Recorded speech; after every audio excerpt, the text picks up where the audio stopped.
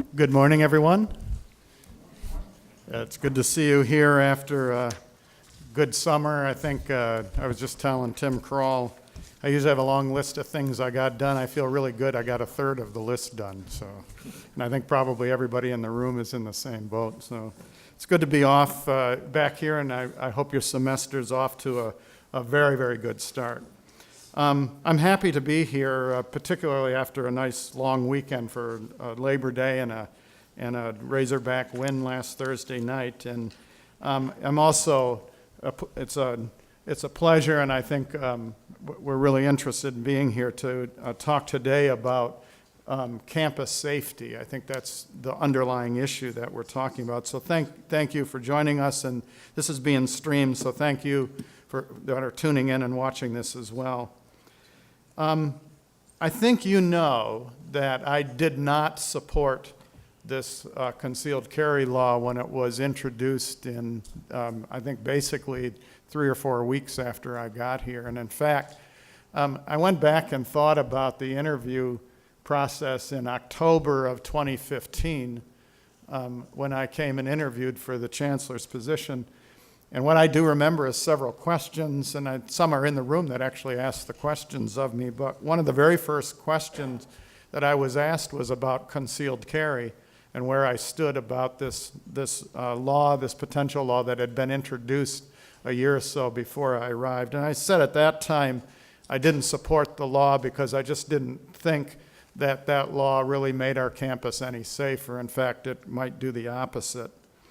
And then after being here for a while and then looking into the situation here at the University of Arkansas, I was convinced when this law was introduced that it wasn't a good idea, and my view hadn't changed any. And that view was actually reinforced by conversations with Chief Gehagans here, who from the perspective of UAPD and law enforcement told me about his concerns and what are concerns that law enforcement have with these kinds of laws as well. And I think the overall campus safety is, of course, of primary importance to me, and it's of primary importance to the campus. And I just don't think that introducing more guns on campus is a way to make us more safe. And so my view on this law has not changed at all. But with that said, overall, you have to understand that this law was passed overwhelmingly. It was a supermajority, and it was signed into law by the governor. So it wasn't a close call when this was being debated in Little Rock. It is the law of the land. And like laws that exist, we will, as a campus, follow the law. So the real challenge in front of us is now that the law has gone into effect, how do we implement this law on this campus that keeps us safe? And I know the people that are in the room at this point are concerned about this implementation because it's critical on how we keep safe. So I do want you to know that I think the campus is in great hands when it comes to safety, and that it is a paramount concern of the administration and of others that I talk to, and that's what we're really meeting about today. And in fact, we're not here to debate the merits of the law. That's been done, and we don't really have time, nor do I think at this particular time it does us any good. We're actually here to better understand how we've got to prepare ourselves when this is actually fully implemented. We wanted to hold this meeting actually in the spring semester before commencement, and I'd even planned the event with a location and a time, et cetera. But at that time became quickly apparent that we had more questions than answers at that particular time in the spring. So the timing didn't feel right to me to have the meeting. And I'll grant this one fact is we still don't have all the answers now. But we've at least spent a large part of the summer really familiarizing ourselves with the changes that are going to take place and considering questions and concerns that came from the campus. And believe me, there have been many questions and many concerns that have been voiced. So we spent the summer with an information portal gathering this information and acting when we can as a feedback collector. And I'll point out that we've created a resource that's called safety.uark.edu, and I really think you should bookmark and visit this site because it's changing every day as we get more information and as situations present themselves. And that's what's kind of interesting, is the law becomes is written, it goes into effect at some point. We'll talk about that as part of this discussion. But we can't anticipate early on all of the fallout that a law like this actually has. And that's what's happening through this questioning period. We're getting questions about things that help us understand what policies should be in place and what our answers should be to you. So we're going to figure out those answers, I think, as a community. So I urge you, if you have questions, to keep submitting them via that site or directly to me or whatever, because we still want to make sure that we're covering all our bases, again, to keep this campus safe. Today you'll hear from Steve Gahagans, our director and our chief of UAPD. He leads a full-time and a full-service law enforcement agency that's accredited by the Commission on Accreditation for Law Enforcement Agencies. And I might add that UAPD was the first police department in Arkansas to receive this recognition for meeting the rigorous standards there actually are. And those rigorous standards include maintaining public safety. Also here is Associate General Counsel Matt McCoy. He's part of a team of general counsel that served the University of Arkansas. And Matt has helped us interpret the enhanced carry law as it was written and has given some sound advice on the answers to many of the questions that you've posed.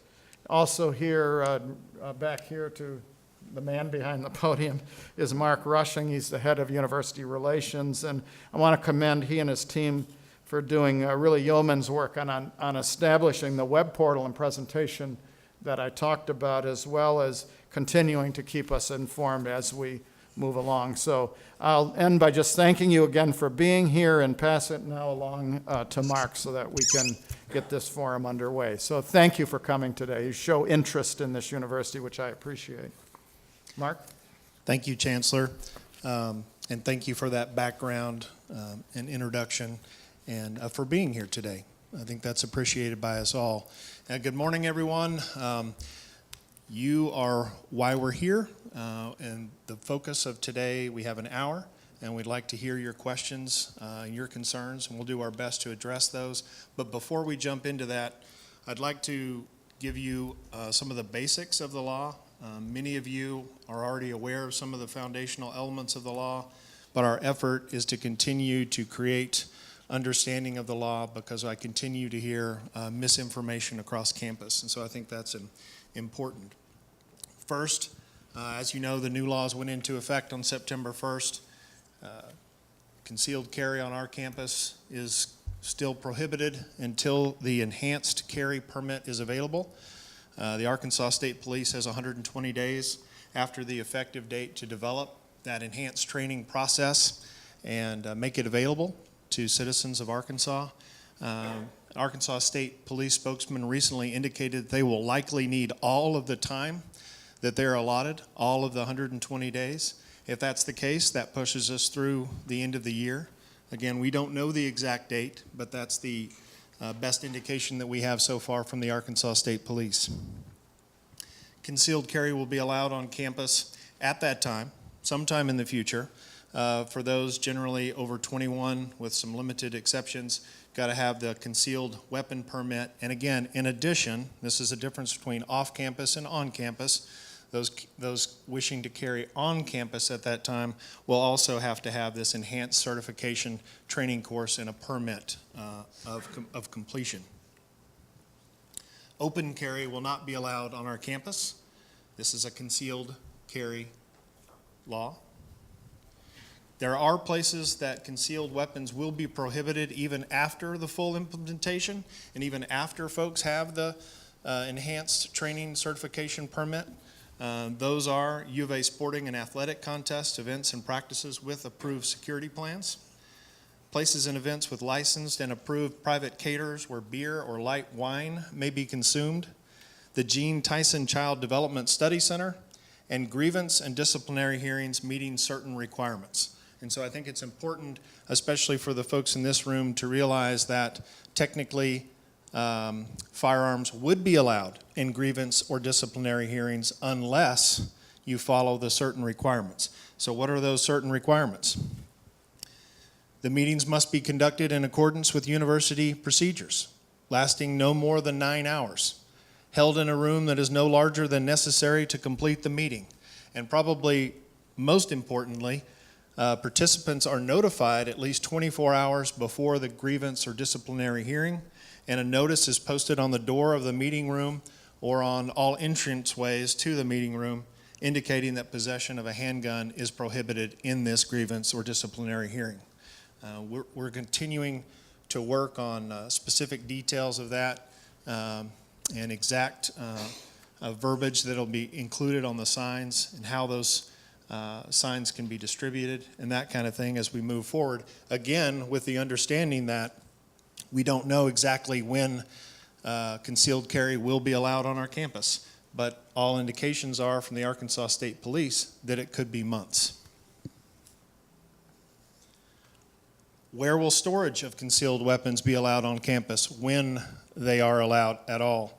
There's one place, in a locked and unattended motor vehicle in a public university parking lot.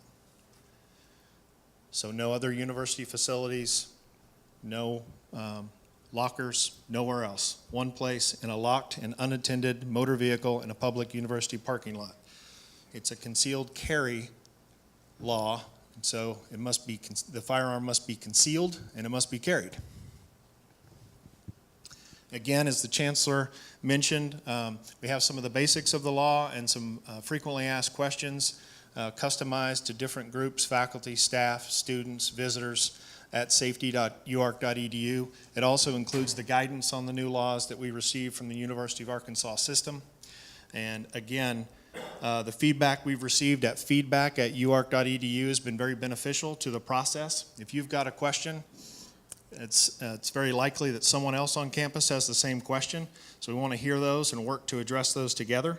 And so we would urge you to continue as we move forward over the coming weeks, months, to send your questions and concerns there to help us out. And so with that, we're going to open it up for questions.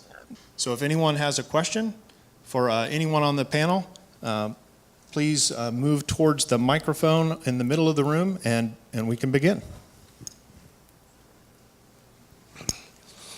Good morning. Tim Krall from Biological Sciences. This is kind of a follow-up question. There was another one of these a few weeks ago at St. Paul's Episcopal Church, which I attended. Here's the follow-up question. It is, the law says the weapon must be concealed. So if a student in my classroom somehow reveals the weapon, accidentally or otherwise, and I contact UAPD, will the student be arrested and charged? Is there a law that says that they will face a penalty for revealing the weapon? Thank you. I'll take that question. When it comes to what the police officer is going to do at that particular time under that particular scenario, actually is up to that officer's discretion, so we can't speak in absolutes. This is exactly what the officer is going to do based on what you said. Now, here's my thoughts, that if officer responds and the person does have an enhanced concealed carry permit and somehow it is exposed by his movement or something of this nature, the officer will probably arrive if the UAPD is called and then assess the situation and actually make contact with that particular, if it is a student, we'll make contact with that student. If the student can show they have the enhanced concealed weapon permit, and they explain that, well, they moved in a certain way, they had no intentions of it being exposed, I would lean on the side that the officer would use some discretion in this particular case, and there would not be an immediate custodial arrest. The student would probably be counseled on the importance of keeping the weapon concealed. And then depending on the student's response and how they might misinterpret the law will really play into the role of what the police officer is going to do. So we can't speak in absolutes, but I will say that for UAPD, we hope to go through scenario-based training where we have the type of exposure to our officers where if they're confronted with this, they at least have some guidance as how they might respond. And so that's what I would say would probably happen if they did not, if they did have the enhanced concealed weapon permit. Now, if they did not, then that really rises to a level where there probably would fall into the arena of a custodial arrest because of the violation on that front. And then we have to look at, well, how do we distinguish between misdemeanors and felonies? What does a prosecutor think as we present these scenarios to the local prosecutor? And so their opinions will also be taken into account on how we will respond to these types of cases. I think I would add, too, that some of the basic advice is if you see a gun, report it to police. If you see a gun, something's wrong because it should be concealed. And as Chief Cahagans has just addressed, it may be a mistake, and there may be some discretion in that case. But if you see a gun, it doesn't change now or after the policy is fully implemented on our campus. If you see a gun, reach out to UAPD. If you see somebody using a firearm in a threatening manner, you call 911. That's the same today as it will be after the policy is fully implemented at a later date. Does that answer your question? Okay, great. Do we have another question? There's one coming.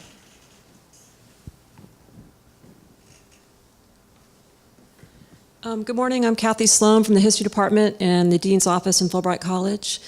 We've had some great training over the years before the civic concealed carry permit came about avoiding, running, avoiding, defending. I wonder if perhaps this is probably addressed to the Chancellor, is if there'll be any money spent to provide locks on classroom doors that currently cannot be locked? Yeah, and I think one thing we're going to have to do is probably an entire safety scan of the entire campus, given what this law is. And so, again, we'll spend the money that we need to spend to make everybody safe as we can. That's one of the hidden things about this law also was a reason to not be happy about it. We have no idea what the total spend will be to enact this law, and I've got concerns. I've had concerns all the way along with that. And if I can just follow up on Tim's question as well, the other area that we're going to have to take a look at is our student conduct code as it relates to infractions that happen with this law. So it's another thing that is on the list that we have to take a look at, as well as faculty and staff conduct as well. And I would like to chime in on the question that was just asked. We have already taken some proactive steps where UAPD, working with facilities management, they have done some level of assessments of some of our buildings, and I'm sure they're trying to prioritize that to see what can we put in place. You can only imagine during this time frame that there are vendors that are very eager to sell us many products and ways to protect ourselves, and we really have to weigh that and balance that. How far do we go? What are the budgetary requirements and that sort of thing? But I will say that we've already started down that path of assessing what we might want to do, dealing with access controls, camera systems, and all of those types of things. Good morning. Pearl Dow, Department of Political Science. This question is probably going to be answered probably by Chief. I am not a gun owner. So for the training, for typical training for concealed carry, what does that consist of? And I'm thinking of the fact that because we do not have carve-outs, we have buildings with chemicals, all of these different flammable materials. What type of training is it going to be, and will it possibly address being extra careful in particular types of buildings and settings? Let me answer it this way. Let's start with what has been done. And I feel comfortable in saying it has not been consistent across the board throughout the state as far as the training that we're currently doing regarding concealed carry. Now, what are we going to do in the future? In the future, we don't know, because the Arkansas State Police is actually having probably several meetings, discussions on what exactly this training should be, what should be included in this training. I do feel confident that they probably will discuss, well, what are the expectations if there is a shooter on campus and the police officer responds and you have an enhanced carry license? What might you do under those circumstances? But as far as exactly what's going to be included, we don't know. The training says up to 8 hours. It doesn't say that it will be 8 hours. It just says up to 8 hours. But they're really working hard, I believe, trying to figure out what's appropriate for the masses to understand about this new enhanced carry law. So really, we can't answer that question with any clarity at this point in time. You have a question? Let me come over here. Gentleman's been standing and waiting here. Yeah, thanks. These always make me nervous, so never know what to say. I'm a faculty member, and I'm curious, like, we seem to lose this one with the legislature, and is there a plan to collect enough data to try to convince people to change their mind on the legislative side? Do we have a plan to make sure that this kind of forcing a law on us doesn't happen again? What kind of strategies have we learned from this, and can we implement in the future to make sure that we have some more autonomy?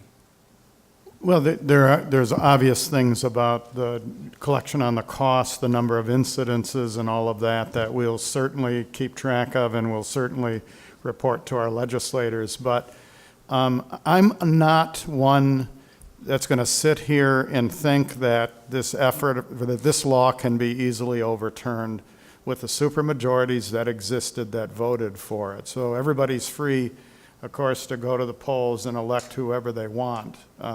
But I'm typically an optimist, but not for changing this law. But with that said, I think the data that we do collect is important. It's important to share across the board with our legislators and anyone else about the impact particularly the negative impact that this law is going to have. So a great question, though.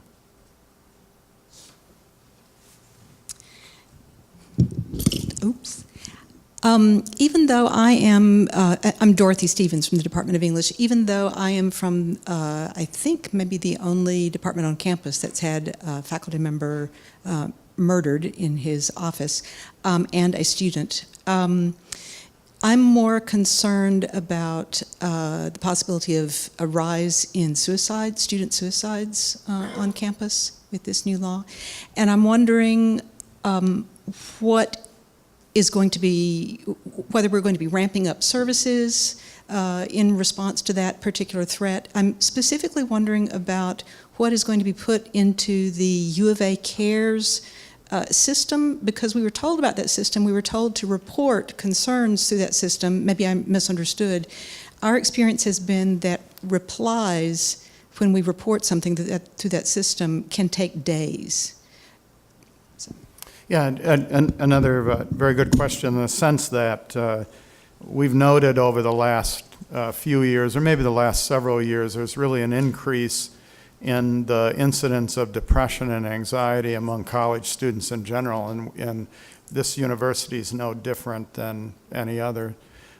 We have in the process right now of adding counselors in those areas to help students. So that was actually independent of this law, and that was actually due to the uptick there is in really problems that our students have. And I think that to some extent accounts to response time, because there just simply hasn't been enough counselors there. But it's an investment that we have already made and will continue to make. But again, I don't want to put this one on the law, this particular law. It's something that we knew had to be done. So thanks. Any other questions? One here. You can go ahead. Okay. Thank you. Elon Turner with the Staff Senate. I'm curious what repercussions or penalties there may be for an employee of the university that maybe purposefully or unintentionally denies the lawful right of the enhanced carry permit holder to exercise their right. If there's a fear or just a misunderstanding of what the staff member or faculty member should do, and they inadvertently deny that right to the enhanced carry member, what repercussions would there be? All of us being employed by the university are state employees. We're government officials in that sense. We're acting as part of the state. We're all obligated to comply with the law. And that particular situation would have to be treated as any other violation of the law. If our faculty members are violating the law in this area, then it would be the same disciplinary action if a faculty member or an employee were to violate someone else's rights. I know there's a lot of disagreement, a lot of very strong feelings about the particular law, but as the chancellor stated, it is the law. Our human resources, our deans from that standpoint would be put in a very uncomfortable position of having to look into disciplinary action in those circumstances, as long as that is the law. Okay, thank you. I will say, one of the things that this particular forum and the last forum that we had has been very helpful for all of us is to be able to document more and more of those concerns that are very specific to higher education institutions that this particular law had not been applied to in the past. And I know there was a significant effort on the chancellor's part and on Steve's part to assist with that information and providing that information and education to the legislature during the session. But as each of you are asking questions, I write down more of this, and I know that that part of this process allows us to continue to bring up your individual concerns. And it may never repeal a law like this, but it can certainly help to tailor it so that it's designed to take into consideration all the unique circumstances in higher ed and how to be safe on this campus. Thank you for your question. We have a question over here. I'm Janet Parsh. I'm in university libraries. I have two questions which are we'll retrieve two different answers. My first question has to do with grievance and disciplinary meetings that might be held. To what degree do those involve student conduct, integrity board, and also personnel type grievances? I assume maybe both sides, students as well as our staff. And what kinds of security measures will there be for any of those types of meetings? My second question, and it's a different type of question, I'm curious how many concealed guns we may be thinking about that there might be someday on this campus. You know, when you look at who owns guns versus who will do the training to be able to be on campus, are we talking about 20 guns? Or are we talking 1,000 guns? I'm just curious about the whole range of what we might be expecting in the future. I can answer or try to answer that first question and have to admit that for me personally, that's the most difficult part of implementation in this entire law. We listed what those requirements are. It does have to be an official meeting lasting no more than 9 hours, does have to be in accordance with a documented grievance and disciplinary procedures. But we've had several meetings on campus where within the first 10 minutes of the meeting, every one of our units were able to identify situations where their meetings, disciplinary hearings, do not fit neatly into the exception. From a practical standpoint, it defeats the purpose to give someone with a concealed carry weapon a 24-hour notice that they may be disciplined or terminated. From a practical standpoint, it may be wiser not to post it at all and to just, if you're concerned with safety, to contact UAPD and have them on standby for the meeting.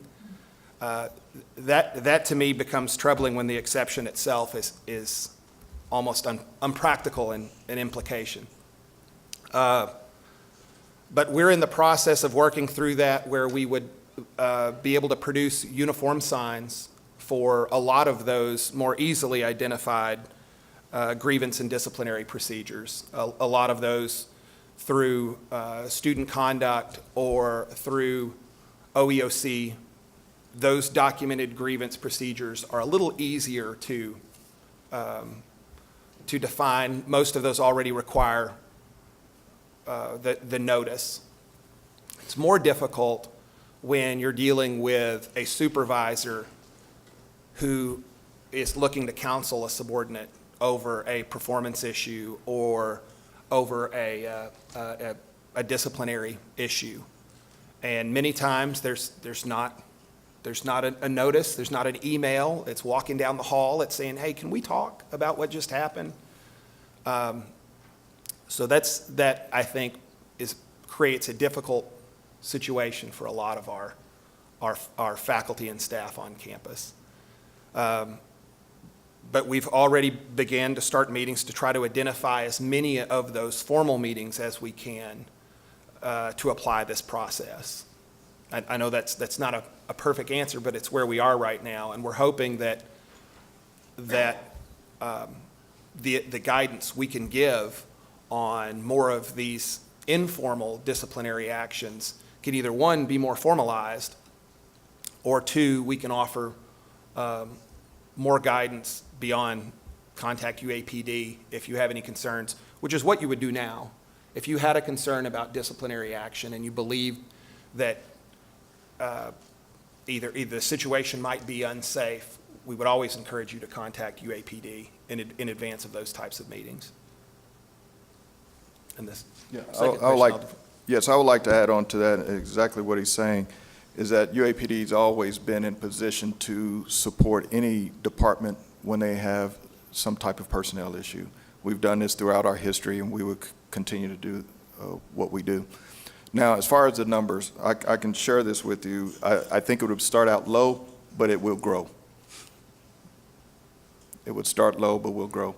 The exact percentages, we don't exactly know, but I think the percentages will be somewhat low starting out, but I do believe as we move in time, if this continues to grow in popularity across the United States, there's a potential that the percentages are going to slightly increase every year, and at what level, we really don't know.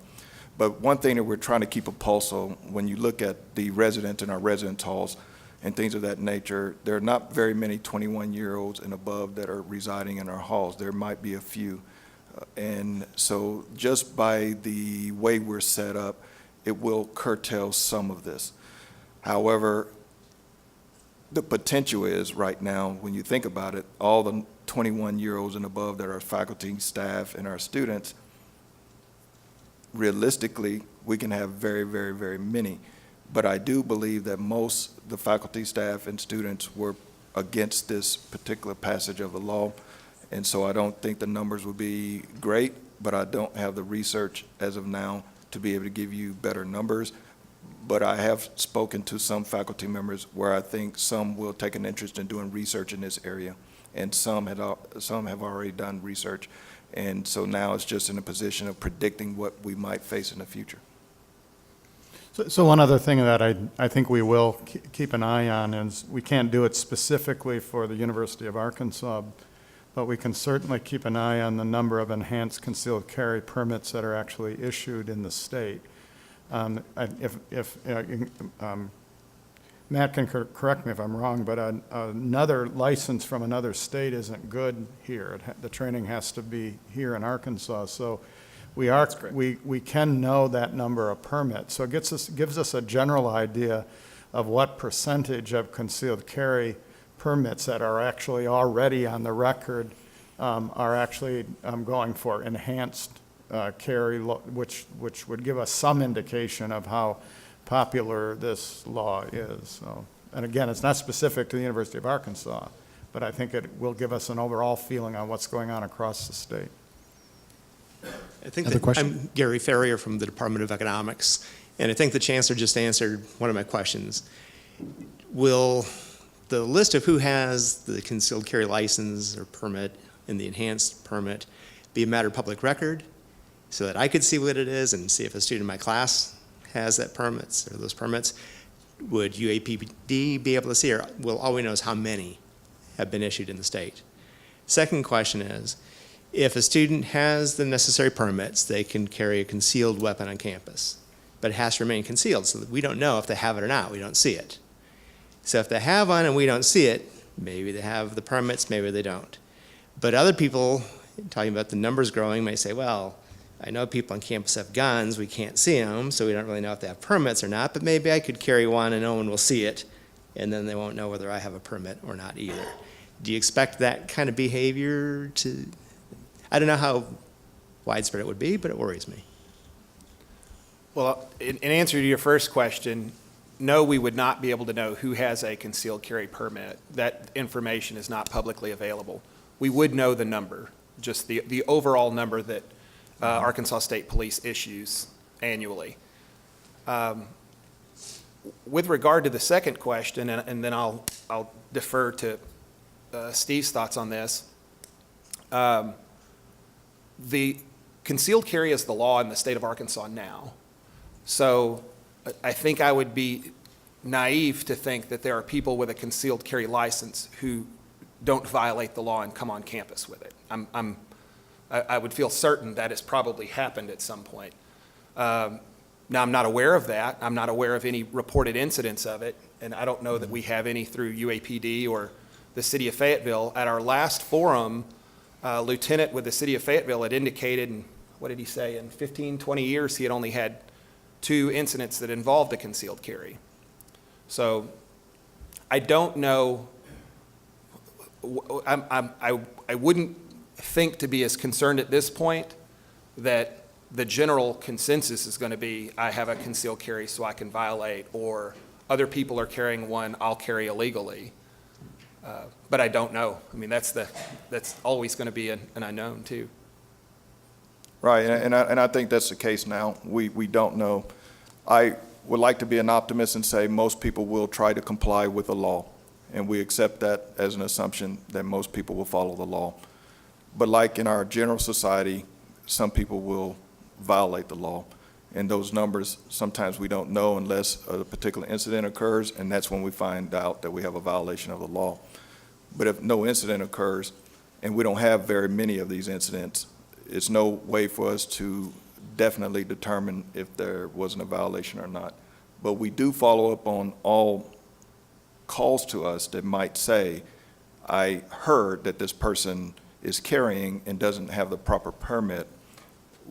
Can we do something to check this out? And that's where we come into play, where we will respond and check the situation out. And if we determine there is a violation of law, then the officer will use his or her discretion on what to do next.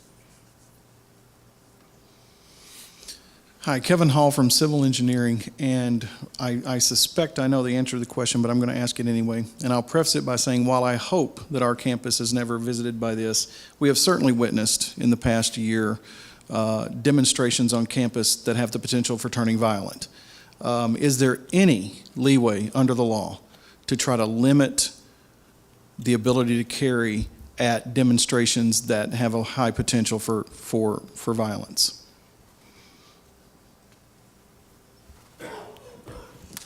There's actually a provision unrelated to the acts that were changed this last time, which speaks to approved parades or demonstrations. Most of what you're seeing are not approved. They're impromptu organizations that are in many cases, I think, co-opting student-initiated movements or more grassroots movements on the right or left. And again, I'll defer to Steve on this, but our law enforcement just follows their protocol in every situation. They have to assume everyone's armed when they're dealing in violent situations. Correct. But I don't know of anything that would prohibit, if I'm an enhanced carrier, for me to be able to carry my weapon in an environment where I'm legally able to do so, and then all of a sudden we can say, well, because there might be a protest, will be a protest, you can't bring your gun, you have to lock it in your car. I'm not aware of anything that would step in that kind of fashion. And I'll also add that I think one of the very challenging and vexing things that are going on campuses right now is the balancing of First Amendment rights with the potential that demonstration can become violent and that it would affect safety. So you're seeing a few campuses that have actually prevented speakers from coming recently within the last couple of weeks because the threat of violence was so high. And so I think that becomes the larger issue in these demonstrations than the concealed carry issue actually is. Hi, Adrienne Gaines with Freshman Engineering. 2 parts.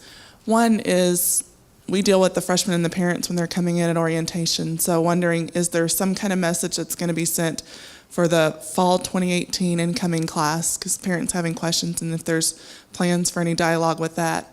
And then second question is, we were talking about the 21-year-olds who would live on campus. Just thinking in terms of those are more likely RAs would be my guess. In Duncan Apartments, part of campus and how that works. Are the RAs, are you able to ask questions of them? Are they able to have a concealed carry in their room? And so how does that impact with the freshmen who are there? So let me answer the first question. This is an interesting problem in a lot of ways of what everyone knows, I think, in the country that Arkansas has this concealed carry law. And Texas has one, and so do unfortunately, a growing number of states. And so there's a balance about how much you want to alarm parents and potential students and how much you want to communicate the safety issues that the campus is dedicated towards. So I would err on the second. And I would actually ask us as a community to not go overboard in a lot of ways with the hype about this law, because it will drive students away that we want here.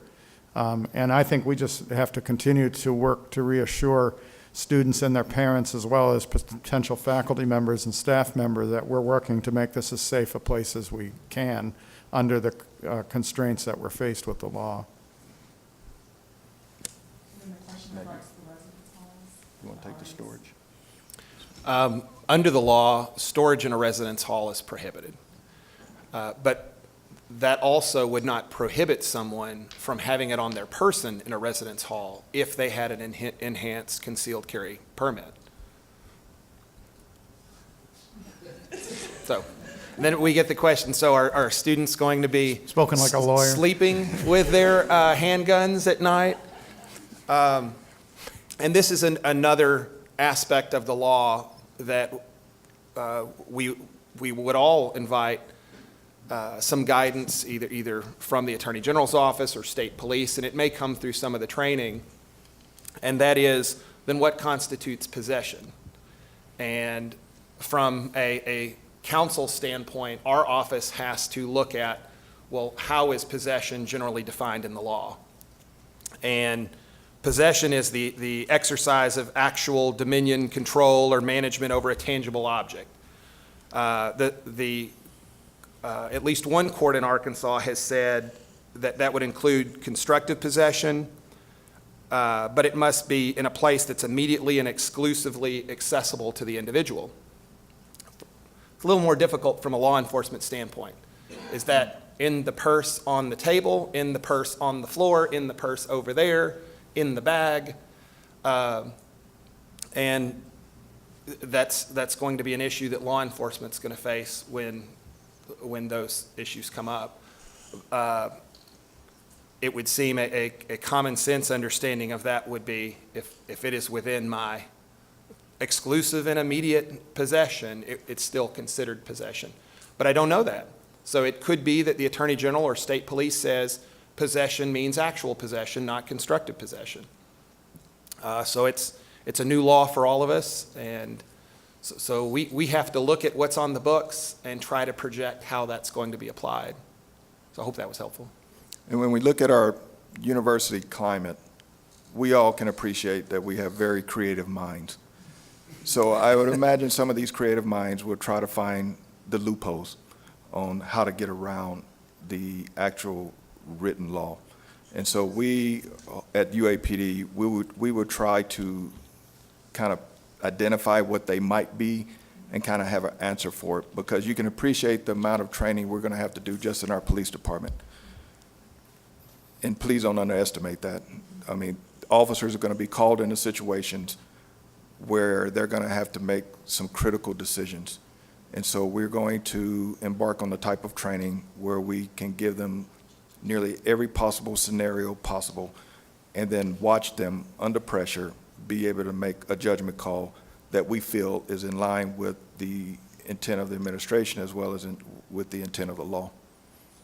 And just to follow up quickly about specifically how RAs would handle those situations, and talking with Flo Johnson in housing, my understanding is obviously RAs handle a lot of different types of situations. And in this case, you know, they're hypothetical situations like someone tells an RA that someone may have a gun, but it's in a box in their closet, or I know this person has a gun and they're not 21, or they don't have a permit, or whatever it may be.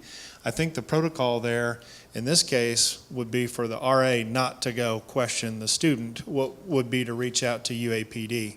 And then beyond that, for the other situations, see a gun, reach out to UAPD if you actually visibly see one. And then obviously if someone's using it in a threatening manner, then we need to call 911. Yes. Hi, I'm faculty from School of Art. First, thank you guys for having this today and being here. I have two questions. One, on the website that you all put up, the concealed carry safety one, it says that faculty, we can't prohibit, obviously, from guns being in our classrooms or offices, but it says we can state our preference. I'm wondering about the scope of that. Can we put that language in our syllabi, on our office doors? And the second question, I'm just wondering if we've heard anything from the state police about the training, because my understanding is the language of the law, it says up to 8 hours. So I'm wondering if 30 minutes, 15 minutes, if we have any info yet. Thanks. You want to address the...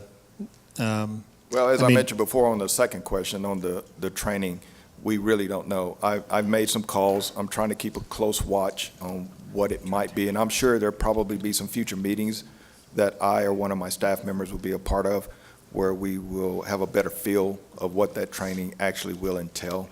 And that's going to help us be able to answer questions better once we kind of know what they're going to put in there. Remind me, what was the first part of the question? I'll answer the first Okay. question. It was whether or not you can indicate that what's your preferences in your class Yes. or in your office. And the answer is yes, you can. You have rights also to state that preference, but understand it's a preference that you're stating, not the policy or not the law. And I would caution everybody to be aware that there is a provision in this law that says you can't take adverse action against someone who has a enhanced carry. And I mentioned that to say, since as lawyers have to think in hypotheticals, a student who has an enhanced carry and is making bad grades may take your syllabus and use that as an excuse for his failure to come to class or turn his assignments. So it's something to be very cautious about what you say and be aware that there are always folks looking for gotcha situations. I would just say that the difference too, to take into consideration is a preference is different than saying guns are not allowed. So we've had some direct questions through the feedback loop and questions maybe at the last forum said, can I post something on my door, on my classroom, on my office, somewhere that said, guns are not allowed in this office, guns are not allowed in my class? And, you know, the answer is no. The law, that would be against the law. And so how would we proceed with that? We would obviously have to go up the chain and consult with the dean and other disciplinary methods. But in essence, putting a statement like that on a door would be in violation of the law. A little different than a preference. And we can continue to work on that in the coming weeks and months in terms of potentially providing some guidance on the verbiage that could be used. That'd be great. Great. Question here? Hi, my name's Kenneth. I'm a senior in the Bumpers College here. My question is that there's been a lot of talk today about how law enforcement will deal with concealed carry holders and how faculty can deal with concealed carry holders. But I was curious, what sort of resources will be available for concealed carry holders to deal with law enforcement? That if UAPD is called on someone who is legally carrying, how is the best way for them to respond to an officer? How is the best way for them to respond to a faculty member? Because that's something that I personally would like to see, because I think that'll lower any chance of an incident. I can't share with you what I believe might happen as far as the training that would take place on the enhanced carry. I do believe they're going to have discussions on what your role is if you're in a situation and you do have the permit and the officers are called to the scene.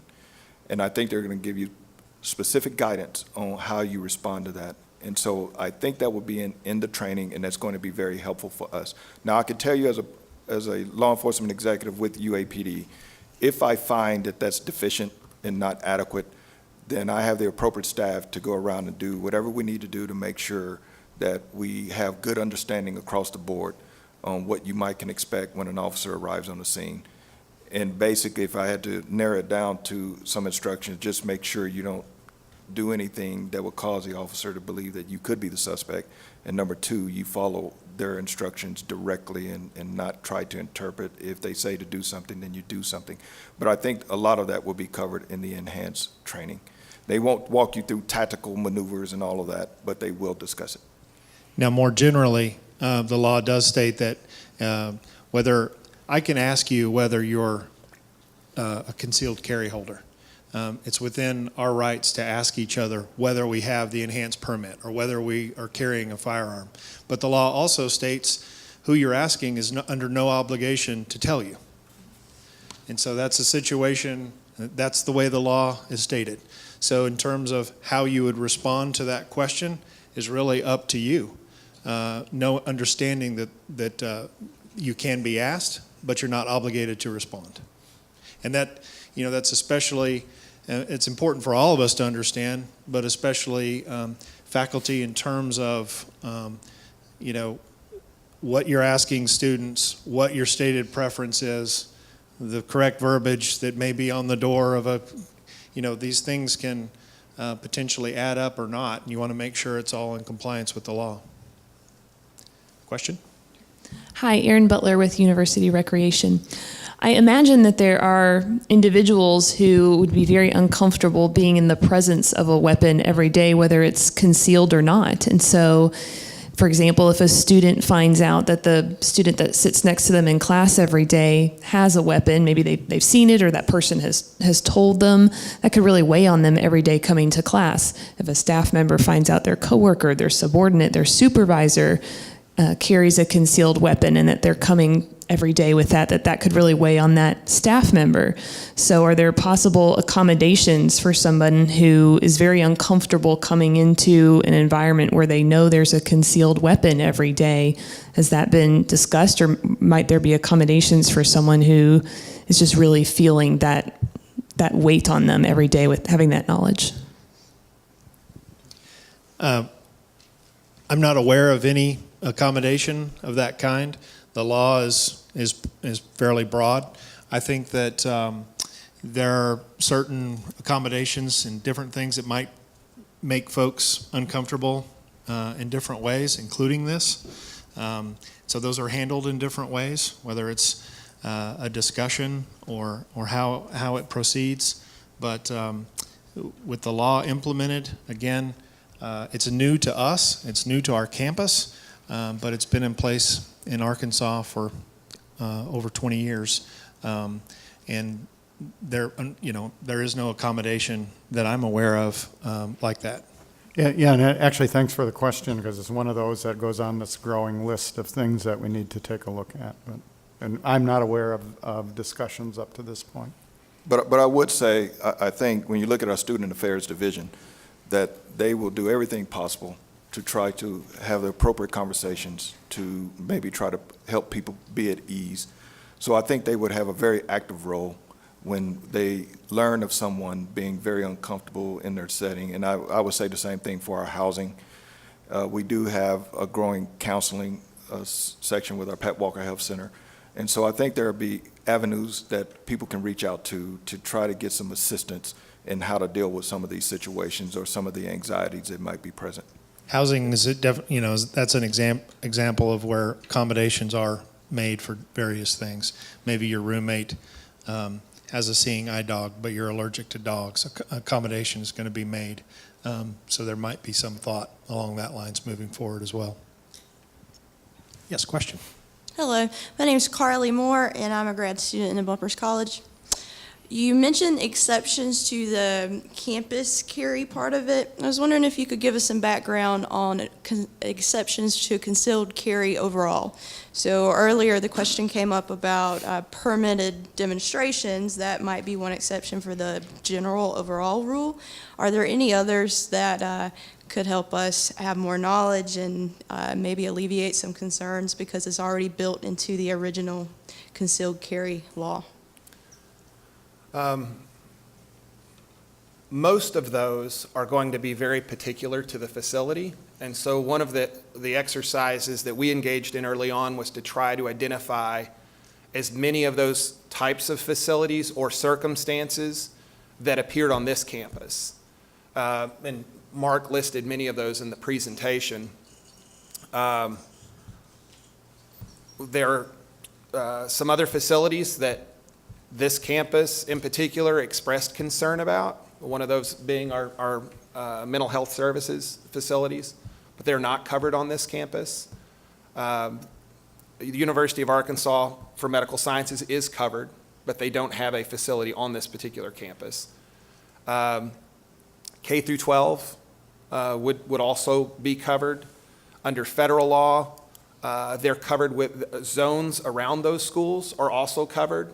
But there is an exception within that federal law that allows a state to authorize a permitted carry holder within those areas. So one of the early questions we had was, what about the fact that the high school is adjacent and we have an elementary school that's adjacent? What about the no weapons prohibited zone around those? But there's an exception under federal law, and this particular state act fit within that. Trying to think of some others that might be relevant to your circumstances, but Is there anything related to the intoxication or like mental state of the person? If you're drunk, can you still carry? I don't practice much criminal law, but I don't know, Steve may know offhand. I would have to, for that particular question, I'd have to look that one up individually. I do know that our current law related to concealed carry has a provision, and Mark had also listed this, where you had an event that was privately operated and beer or light wine may be consumed, where you have a permitted vendor. So there may be a number of occasions on this campus where Chartwells or Levy, who who carry the alcohol permit license to serve on this campus, when they hosted an event where alcohol would be served, there would likely be a temporary sign posted that would say concealed handguns are prohibited at this event. I would like to make a comment in the sense of, let's say I get somewhat intoxicated. I mean, when we talk about the level of drunkenness, that can depend, because you got some that may be severely drunk and some that may be a little tipsy. There's nothing that I know of that prevents me from carrying my concealed weapon, enhanced concealed carry, because I'm tipsy and maybe a little intoxicated, and I don't even know if it really addresses if I was overly intoxicated, but that's an issue for the officer when they're confronted with a situation where they would file a report that this person was found to be in an intoxicated state while carrying an enhanced license, and then those are some of the questions for the prosecutors. How are we going to handle this, and really how they might approach these cases? But I would say that by and large, there's nothing really there that would cause, or law that says if you had anything to drink, you can't carry your weapon on the campus that I know of. Steve, and you can correct me if I'm wrong on this, but if law enforcement felt that any individual were an imminent threat to themselves or others, you could disarm them even with a concealed carry permit, right? Yes, and that'll fall under public intoxication, and then we'll take those safety steps to make sure they don't harm themselves or not be in a position where they can harm other people. Another question? Hello, Chris Bryson, Associate Director in the Conduct Office. I guess for me, looking at this law, Mr. McCoy, I appreciate that you say that the aspect of disciplinary hearings is a complicated issue related to the implementation of this law. For me, when I hear that a student or a person wouldn't have to disclose if they're concealed carry and that the weapon would be concealed, I'm wondering what kind of direction offices like the Conduct Office would get in regards to actually addressing, if someone shouldn't have a weapon with them or not, because we won't know when they come into the office. What kind of support or directives would we have in regards to really enforcing that, or is it something that, I just don't want to perhaps have to really ask that and then go there with someone, and I don't know how other offices like OEOC or the Academic Integrity Office would feel, but it's something that I can't get out of my head just thinking about everything here.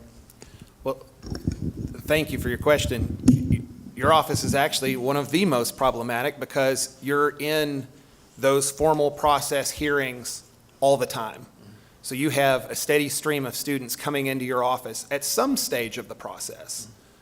And there was some discussion early on as to whether or not, by the nature of what you all do, and your 8-hour day is essentially some element of a formal process, formal university process related to discipline or grievance. Sure. How do you communicate a 24-hour notice to those particular individuals when, in many cases, they may get an email and then show up in your office the very next day, or they may get a question about some information they need to provide and show up? That's one of the offices that we had identified and trying to figure out what's going to be most practical. And part of that requires us to sit down with you all and figure out, is this something we're going to have to do where this is a revolving sign or a sign that stays up just as a matter of what's being scheduled? It's not an easy fit. It's not an easy fit for OEOC either when most of their grievance complaints are all walk-ins. Just very rarely does someone call OEOC. In many cases, they want to be able to go off campus to make their complaint. And we would like to protect the anonymity of those employees so that they don't feel as though they're subject to retaliation. How do they meet a 24-hour notice requirement on those? From a practical standpoint, do they send people away and say, we're not going to take your complaint today, come back in 24 hours, and oh, by the way, don't bring a gun? That wouldn't be practical for your office either. So some of this, on one hand, we try to work through, is there a way to either formalize the process, or if it's not practical, a way to ensure your safety through that process? I don't have an answer for you today. Sure. That we're working on it. The other part of that is, this is another one of those elements that has to be communicated through the appropriate channels, is if there is an opportunity to tweak the law a little bit so it fits more neatly with the way higher ed works, to attempt to do that, to protect our faculty, our staff, our students. Thank you for the question. We're a few minutes over. I want to be respectful of everyone's time, and that may be a good place to end because, again, we don't have all the answers, and we appreciate you participating today and bringing these questions and these concerns. We'll continue to update safety.uark.edu as we move forward in the coming months, and it becomes, and obviously we'll be communicating when the enhanced permit process is ready. We'll communicate that to you well in advance, and we'll continue to have better answers then, and we'll continue to have forums like this. So if you do have other questions and concerns, those that can hang around here on the panel will do so. I know some probably have meetings to get to, and in addition, please send those questions and concerns to feedback@uark.edu. Thank you all for participating today. Thank you. Thank you, Steve.